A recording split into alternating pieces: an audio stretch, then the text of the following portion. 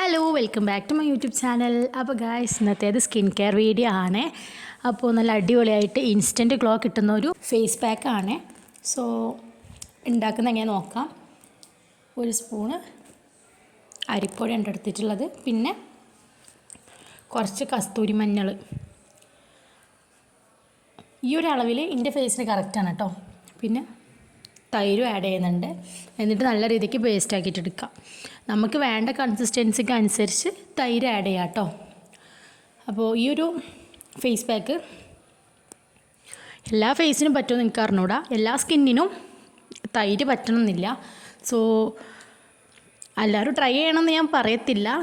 എനിക്ക് നല്ല അടിപൊളിയായിട്ട് തോന്നിയിട്ടുണ്ട് കേട്ടോ. ഞാൻ ഒരു റീല് കണ്ടിട്ട് ചെയ്തിട്ടുള്ളായിരുന്നു ആൻഡ് അടിപൊളിയായിരുന്നു. അതുകൊണ്ടാണ് നിങ്ങളായിട്ട് ഷെയർ ചെയ്യുന്നത്. പിന്നെ ഡയറക്റ്റ് ഫേസിൽ അപ്ലൈ ചെയ്യാണ്ട് ഫസ്റ്റ് കയ്യിലൊക്കെ ഒന്ന് ചെയ്ത് ടെസ്റ്റ് ചെയ്ത് നോക്കുക. ബുദ്ധിമുട്ടും കാര്യങ്ങളൊന്നും ഇല്ലെങ്കിൽ മാത്രമേ ഫേസിൽ അപ്ലൈ ചെയ്യാൻ പാടുള്ളൂ. പിന്നെ നമ്മൾ എന്ത് ഫേസ് പാക്ക് ഫേസിൽ അപ്ലൈ ചെയ്യുകയാണെങ്കിൽ സെയിം നമ്മുടെ നെക്കിലും അപ്ലൈ ചെയ്താണ് കേട്ടോ. അല്ലെങ്കിൽ രണ്ട് കളറായി മാറും. സോ ആ ഒന്ന് ശ്രദ്ധിക്കുക.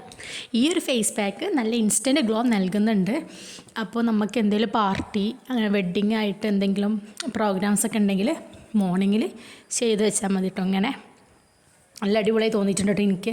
അതുകൊണ്ടാണ് ഞാൻ ഷെയർ ചെയ്യുന്നത്. പിന്നെ ഇതുപോലെ വേറെ ഫേസ് പാക്കും കാര്യങ്ങളൊക്കെ ഞാൻ ട്രൈ ചെയ്തിട്ടുണ്ട് കേട്ടോ. അപ്പോൾ അതിൻ്റെ വീഡിയോസൊക്കെ വേണമെങ്കിൽ ജസ്റ്റ് കമൻറ്റ് ചെയ്യുക. ഇപ്പോൾ കണ്ടോ നിങ്ങൾ, ഈ ഒരു കൺസിസ്റ്റൻസിയാണ് കേട്ടോ വേണ്ടത്. നമ്മൾ ഫേസിൽ നിൽക്കാൻ വേണ്ടിയിട്ട് ഈ ഒരു കൺസിസ്റ്റൻസിയാണ് ഏറ്റവും നല്ലത്.